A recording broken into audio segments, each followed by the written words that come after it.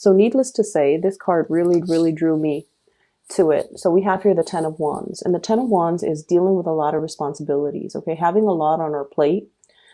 She's got that other wand on the ground, and if she were to, bend down and pick that up, she's going to drop everything that she's holding. So it's a situation where you kind of need to, really prioritize what's really important right now. Maybe I need to take care of everything here first before I pick up that last project. Maybe I need to learn to take care of myself first before I start helping others.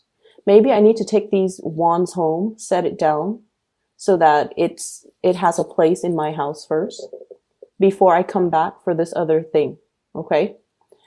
Or maybe I just need to be strategic about it, put everything down, kind of get a string or a cord or some piece of cloth and bundle everything up so that I can carry them in an easier manner. So I feel like you're shifting priorities, you're shifting your work around, you're moving things around as well as arranging things so that they're more manageable for you. So I definitely feel like, the later part of this month is about the expending of your energy, okay?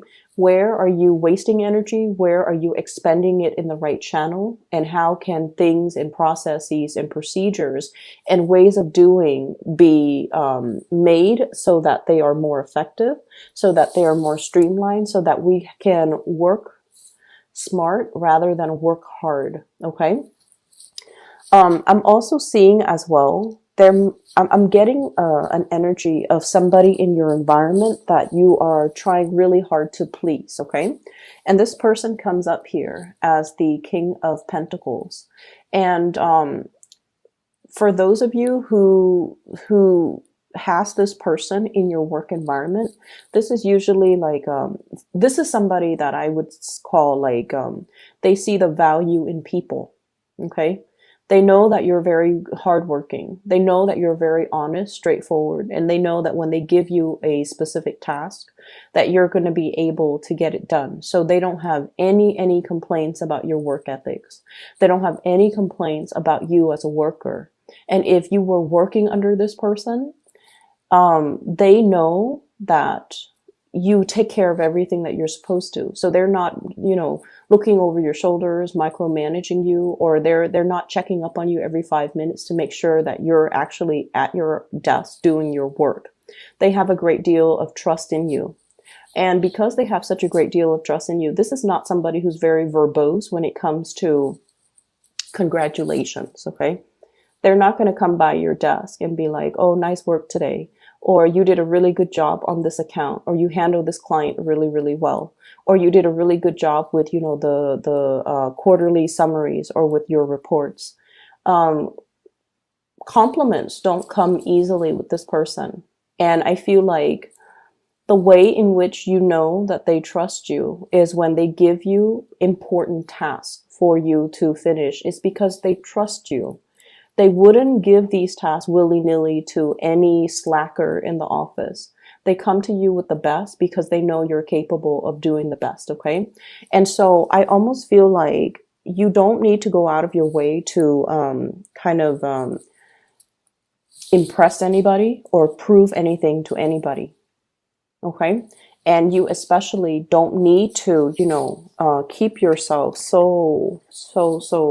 We have the Devil and the Ten of Wands, and this is like, responsibility, being a workaholic.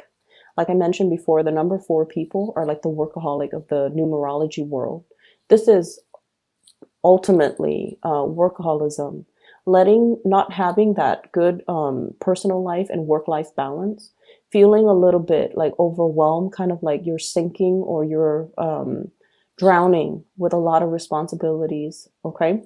And so you don't need to, if you feel like, oh, I need to make a good impression, I just started a job, I need to prove myself, you don't have to do any of that, because the people around you, especially that superior, is totally aware that you are capable of doing a lot, but they're also aware that you're hardworking. So you don't need to go out of your way to prove this to anybody. So take it easy a little bit. When we are at the later part of March, mainly because we're still in that retrograde energy. Okay, the Mercury retrograde is from March 5th, I believe, until the March 23rd. And so after March 23rd, I feel like, if we're dashing off assignments and if we're just trying to get things done, most of those things will be bounced back to us for fixing. So it's really, really important that we look carefully at our workflow and we can figure out how we can improve things rather than piling things on when it's not necessary. Okay. So that's what I'm feeling here. And I'm also feeling as well, for many of you, you have really made it, okay? Hard work paid off in a big, big, big, big way. And I have this card here, the Magician. The Magician is mastering a skill. And what this card denotes to me is it's somebody who's very well-rounded, okay? He has all the suit of he has all the suit. So the sword, the wands, the pentacles, and the cups. Okay. So he's master the four elements. And so I feel like for many of you, you're very well rounded. You have a multitude of skills. So I see people who have had a lot of jobs, as teenagers, okay? You might have been a cashier. You might have worked in fast food. You might have been a waitress. You might have been a hostess. You might have been a receptionist. You had a myriad of skills under your belt. And so when you go out into the world as, in your 20s, okay? And you're trying to find like part-time jobs, or you're trying to figure out like, what career path should I go? You have a lot of things to go off of. You have a packed resume, a stacked resume. And I also feel like a lot of the times, one of the dangers about, being so well-rounded and so versatile is that it can make it very difficult for us to really commit to, decide upon, and stick to a specific career path. Because we feel like one career might bring us a lot of financial abundance, for example, but it's not intellectually stimulating. Another career might be very, very intellectually stimulating, but it's really not allowing us to, help people. And then such as, doing research in a laboratory, like day in and day out, you're stimulated, but you don't feel like you're applying that knowledge or you're helping people in a physical, tangible sense. And then another job that might be really, really, really exciting. It allows us to travel. So for example, being like a sales rep, and it brings a lot of money, but it's lacking in that emotional abundance because it's hard to maintain a relationship when you're constantly on the go, when you're, sleeping in hotel rooms every night, when you're constantly traveling. So I feel like you feel there is a job out there that is going to encompass all of these elements. Not only is it going to soothe you, emotionally, it's also going to bring financial abundance. It's going to be intellectually stimulating. It's going to be exciting, where day in and day out is not the same routine. So many of you are out there looking for this big job that will fulfill you 100%. I see a lot of internet-based types of job search, okay? This is like going on LinkedIn, seeing what other people are up to, looking at the industries that they have collected experiences with. And I see you as well, going online, going to these big organizations like the nonprofit, the company website, and looking to see what careers they have, as well as what job listings are available. So I feel like, you believe there is something out there that is created specifically for you, where you can continue to develop not only one skill, but like all of the skills that you bring to the table.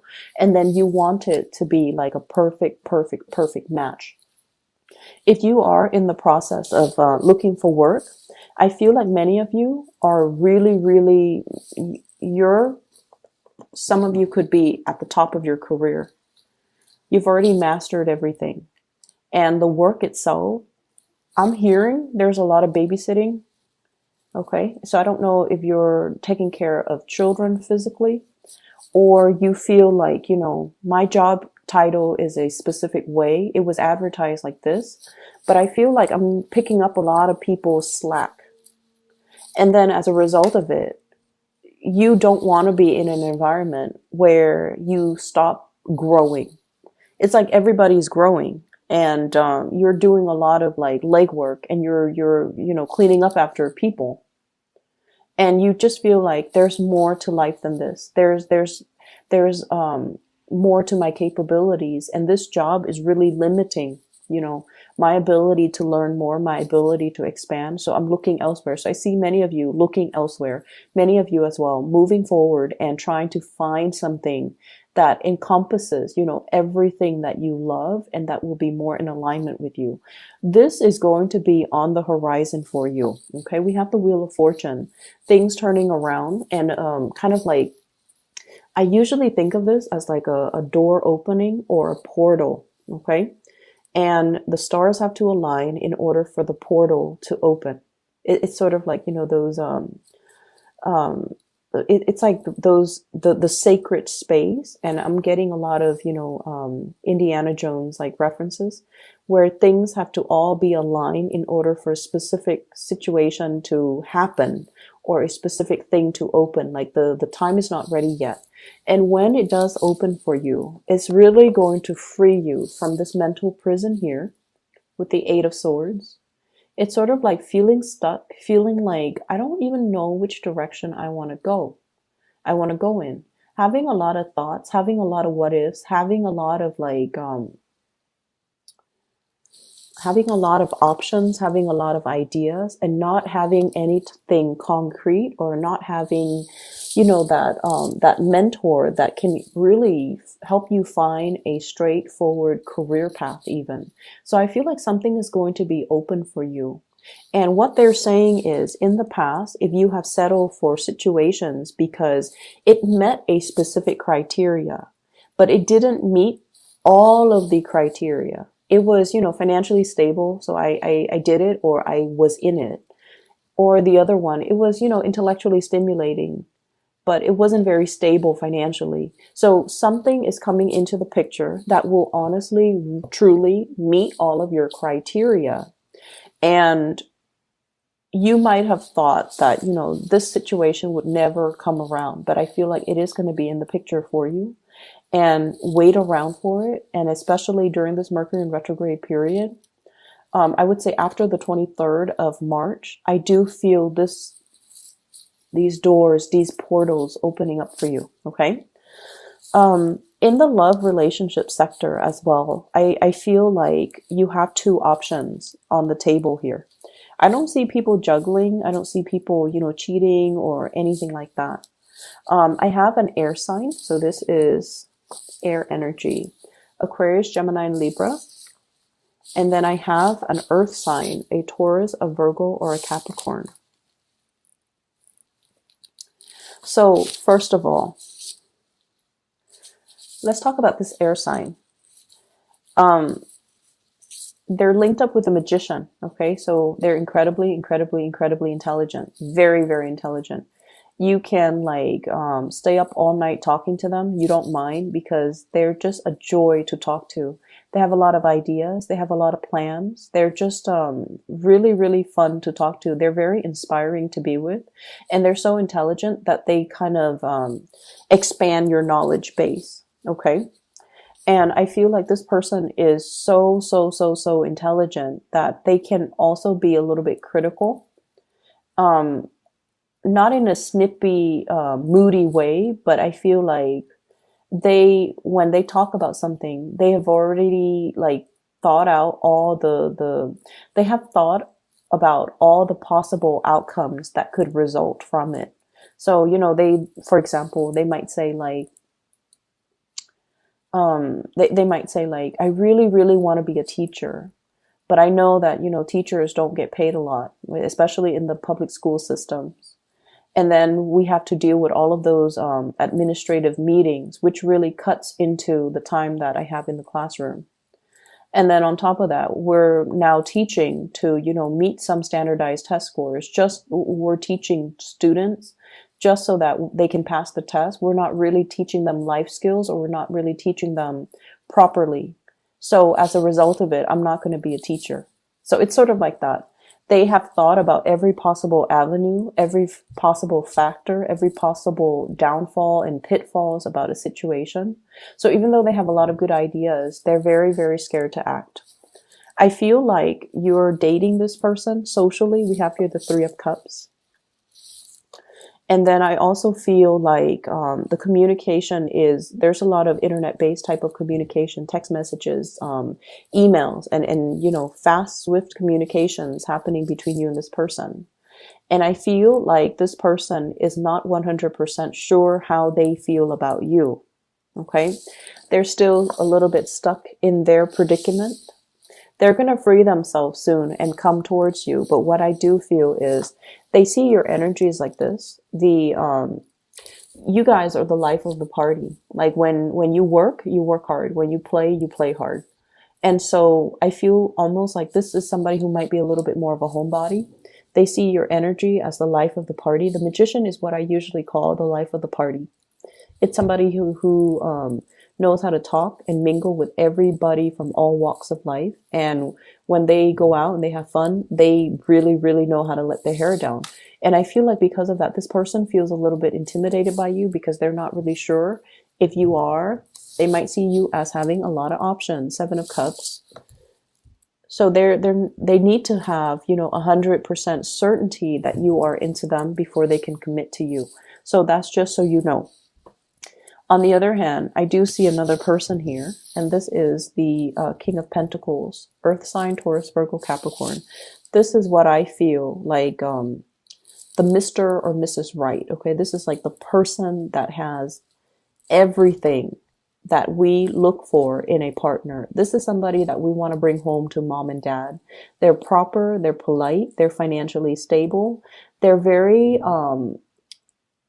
loyal, and they're also very calm and in a way like bashful when it comes to, you know, public display of affection. Okay, this is someone who's very prim and proper.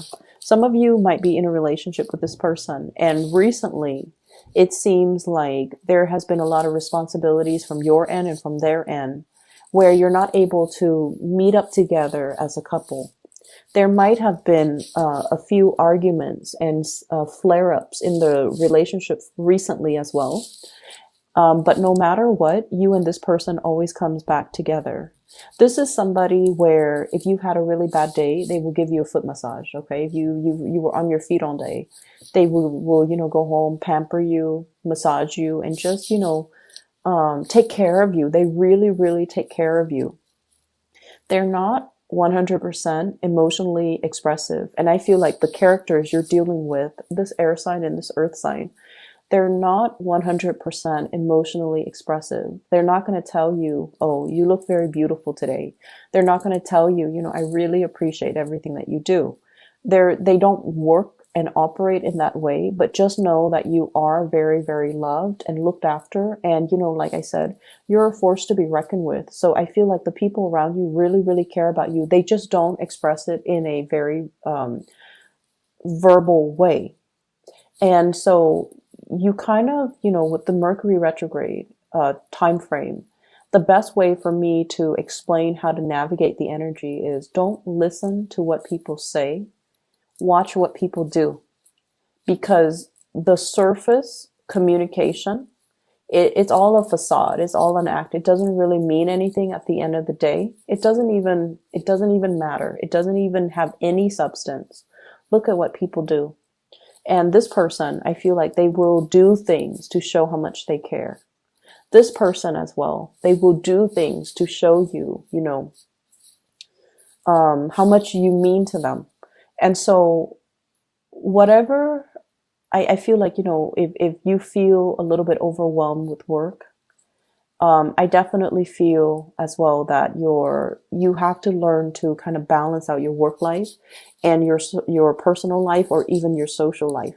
Okay. Like work hard, party hard, or play hard, but you also need to preserve the time to really be there for these people who are also quite important in your life. You have some good things coming in, and I can assure you that hard work does pay off. You're going to start to see snippets of it, the payout, okay? At the end of this month, once we pass that the 23rd with the Mercury retrograde energy. So things will be righted again. Just make sure that you're not taking your work home. Make sure that, you leave the time and the space for yourself to kind of leave work at work. And then when you get home, that you're not constantly thinking about it. Okay. Let me see if there is anything else here. I feel as well, the later part of this month is also a really, really good time for dating and getting back out there and socializing for many of you. So if you are, trying to find the right person, I especially see the latter part of the month being really, really good for a Mr. or Mrs. Right, someone who's right up your alley to come into the picture, who sees all the, the good traits, who sees how hard you work, how dependable you are. They're going to be coming into the picture. And I feel like they're very, very much in alignment with your energy.